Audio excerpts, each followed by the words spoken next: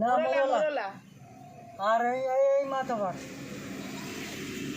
আসো না 20 টাকা করে দিবে। হ্যাঁ ছোট মাছ তোমার 25 টাকা দিচ্ছিল, 20 টাকা পাবে। देखा है देवर भाई কি নেবে আসো? খারাপ নয় না, তোমার বড়টা লিয়া দিলে বলছি। बॉक चुकनी ले ले देख टांग टांग ठीक है चले आसुक आसुक आसुक देना जरा आसुक कोन ব্যাপার নেই তো এই এক সময় দাও, এক সময় দাও। ওরা অলে কদিকে দে ওদিকে দে রে ওদিকে দে ছোট মাছ তো বেশি দিব না।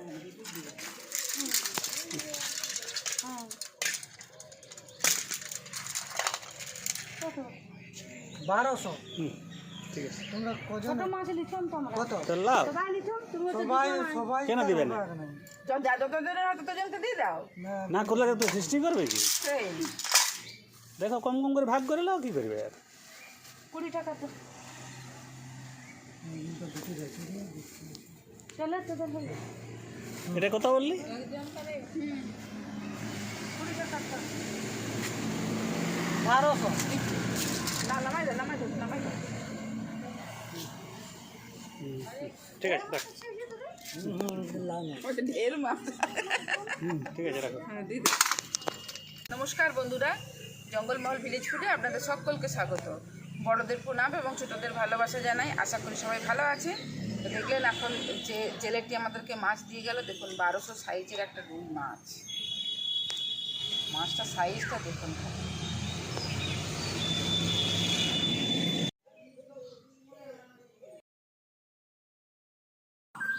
জেলেটি দিয়ে গেল একদম টাটকা পুকুরের রুই মাছ।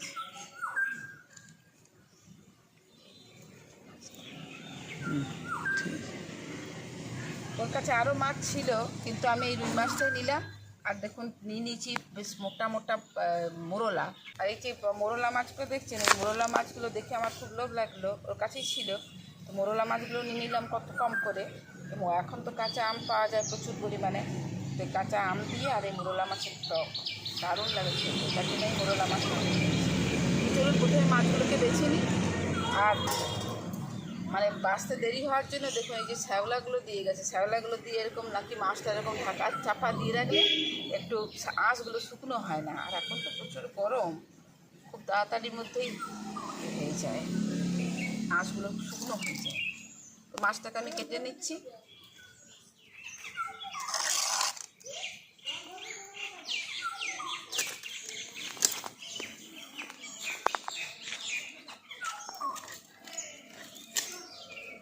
মাছের কানকোগুলো দেখুন বন্ধুরা, মাছের একদম লাল টকটক করছে। হ্যাঁ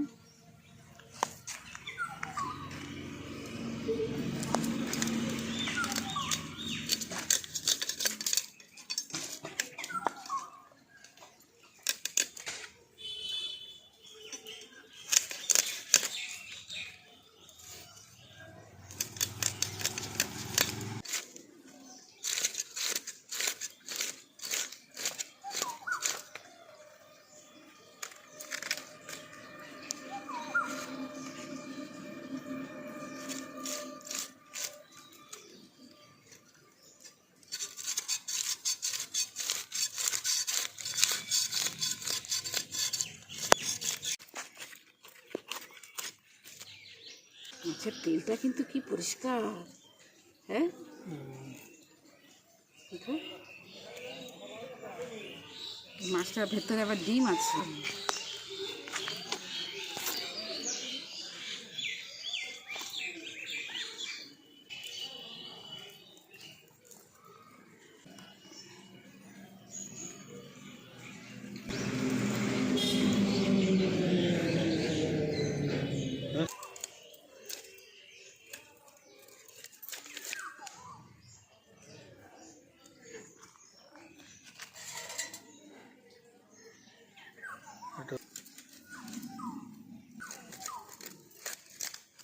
কাকে ফোন করছি? কাকে করছি না?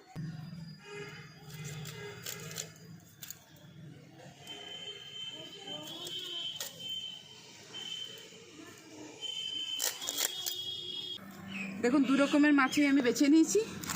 আর এই মাছটাতে কতটা ডিম বেরিয়েছে দেখুন, এই ডিমেরও একটা রেসিপি হয়ে যাবে। তো চলুন মাছগুলোকে ধুয়ে তারপরে ফিরে আসছি। সেই মাছটাকে তো আমি কাটলাম, কেটে পরিষ্কার করে ধুয়ে নিয়ে চলে এসেছি। তো এই মাছেরই রেসিপি আপনাদের সঙ্গে শেয়ার করবো বলে বলেছিলাম। তো আজকে আমি সেই মাছেরই কোরমা, রুই মাছের কোরমা রেসিপি আপনাদের সঙ্গে শেয়ার করব। তো প্লিজ আপনারা প্রথম থেকে শেষ পর্যন্ত ভিডিওটা দেখুন। তো দেখুন অনেকগুলো পিস হয়ে গেছে, এই দেখুন এই এতগুলো পিস, এই এতগুলো পিস তো আমাদের লাগবে না, তো যতগুলো লাগবে আমি ততগুলো নেবো, বাকিগুলো আবার রেখে দেবো বাড়িতে। তো আমি এখান থেকে 4টে পিস নিয়ে নিচ্ছি।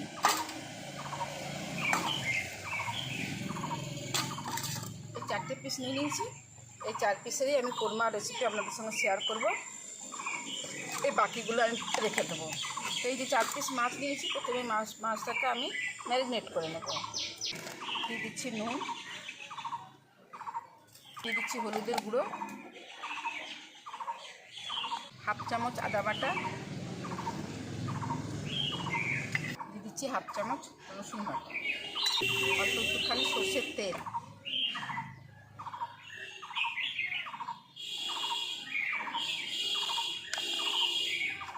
সমস্ত কিছু দিয়ে আমি মাছটাকে ভালো করে ম্যারিনেট করে রেখে দেবো। আর যারা লঙ্কা গুঁড়ো খান তারা এর মধ্যে অল্প একটুখানি লঙ্কা গুঁড়ো দিয়ে ম্যারিনেট করে নেবেন। আমরা যেহেতু খাই না সেহেতু দিলাম না, তাহলে একটু আদাটার সঙ্গে কাঁচা লঙ্কা বেটে আমি দিয়ে দিয়েছি।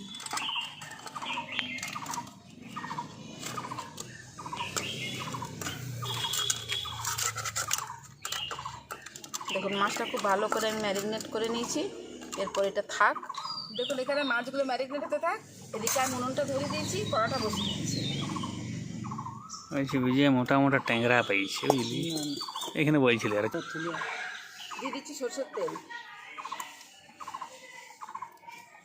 দেখুন তেলটা গরম হয়ে গেছে, আর আমি এখানে পেঁয়াজ কেটে রেখেছি। এই পেঁয়াজের বেরেস্তাটা প্রথমে বানিয়ে নেবো, তার জন্য আমি এই পেঁয়াজগুলো তেলের মধ্যে দিয়ে দিচ্ছি।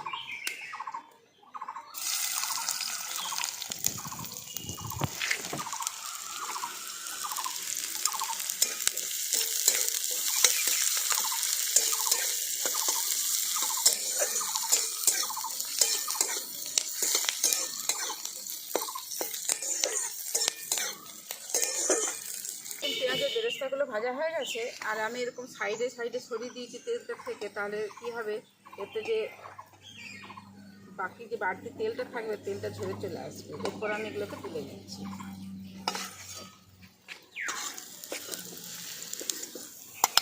নাহলে কি হয় অনেকটা তেল থেকে যায়, এইভাবে করলে তেলটা বেশ ঝরে যায়।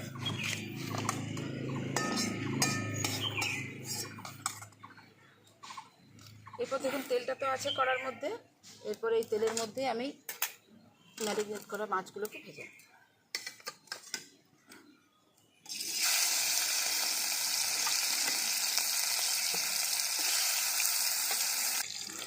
মাছগুলো ভাজা হাতে থাক। আর এই রেসিপিটির জন্য একটা মশলা বেটে নেবো। এবং তার জন্য আমি নিয়ে নিয়েছি 4-5টা কাজু বাদাম, 4টে কাঠবাদাম, আর এই কিশমিশ, এগুলোকে আমি আগের থেকে ভিজিয়ে রেখেছি। এরপর এই কাঠবাদামের যে খোসাগুলো আছে সেই খোসাগুলোকে ছাড়িয়ে নিয়েছি। দেখুন এই কাঠবাদামের খোসাগুলোকে ছাড়িয়ে নিয়েছি আমি। এর সাথেই এই যে পেঁয়াজটা বেরেস্তা করে রেখেছিলাম, পেঁয়াজের বেরেস্তাটা দিয়ে আমি এগুলোকে সব একসঙ্গে ভালো করে রেখে নিচ্ছি। ঠান্ডা হয়ে গেছে বেরেস্তাটা।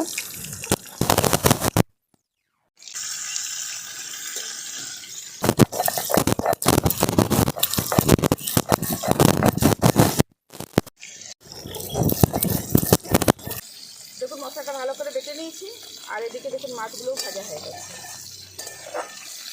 এবারে মাছগুলোকে তুলে নেব।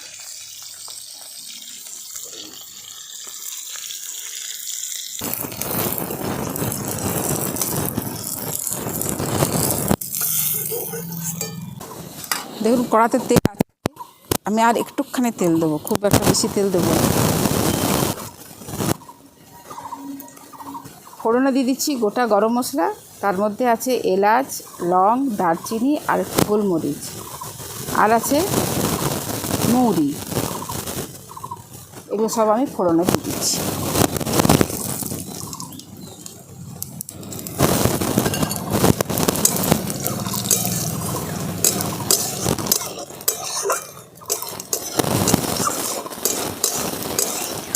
এবার খুব ভালো একটা গন্ধ বেরোলে এই যে বেটে রেখেছি মশলাটা, এই মশলাটা দিয়ে দিচ্ছি। কাজু বাদাম, কিশমিশ, তারপরে কাঠবাদাম আর পেঁয়াজ বেরেস্তাটা যে বেটে রেখেছিলাম এটা দিয়ে দিচ্ছি। দিয়ে দিচ্ছি অল্প একটু আদা আর কাঁচা লঙ্কা বাটা, দিচ্ছি অল্প একটুখানি রসুন বাটা। এবার মশলাগুলো যাতে পুড়িয়ে না যায় আমি অল্প একটুখানি জল দিয়ে দিচ্ছি। এই বাটিটা ধুয়ে আমি একটু জল দিয়ে দিচ্ছি।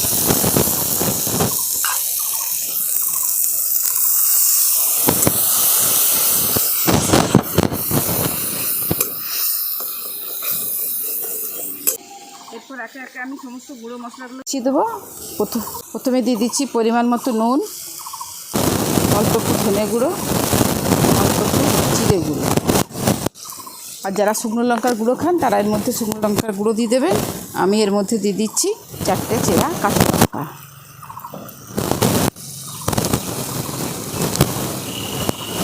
এবার সব মশলাগুলোকে আমি খুব ভালো করে একসাথে মিশিয়ে দিই।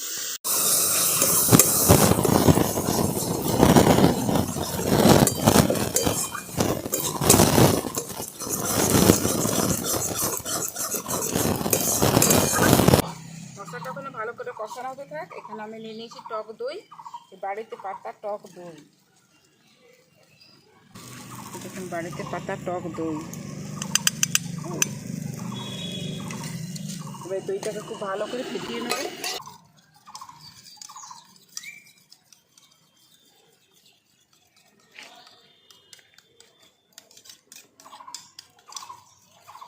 দেখুন মশলাটা খুব ভালো করে কষানো হয়ে গেছে। দেখুন সাইডের থেকে তেল ছেড়ে ছেড়ে এসছে।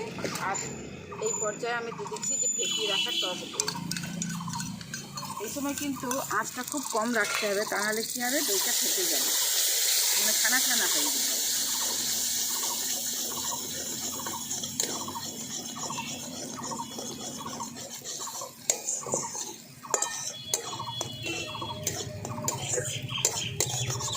দেখুন মশলা থেকে খুব ভালো করে তেল ছেড়ে ছেড়ে এসেছে।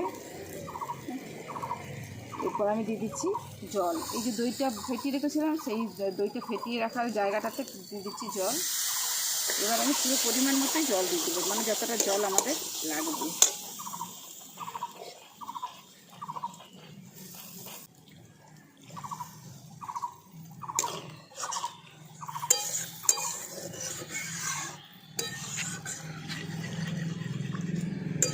দেখুন গ্রেভিটা খুব ভালোভাবে ফুটে গেছে।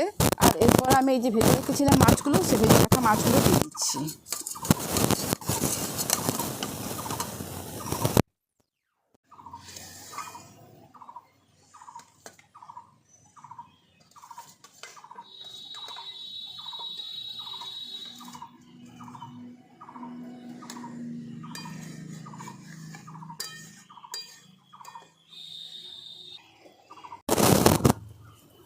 দেখুন গ্রেভিটা খুব ভালোভাবে ফুটে গেছে। আর এই পর্যায়ে আপনারা গোটা গরম মশলা গুঁড়ো দিয়ে দিতে পারেন, কিন্তু আমি তেলের মধ্যে যেহেতু গোটা গরম মশলা দিয়েছি আর আমি গরম মশলার গুঁড়োটা দিলাম না।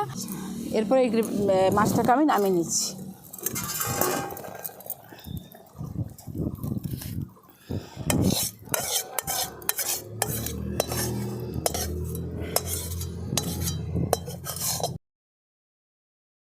দেখুন তৈরি হয়ে গেল দেশি রুই মাছের কোরমা রেসিপি।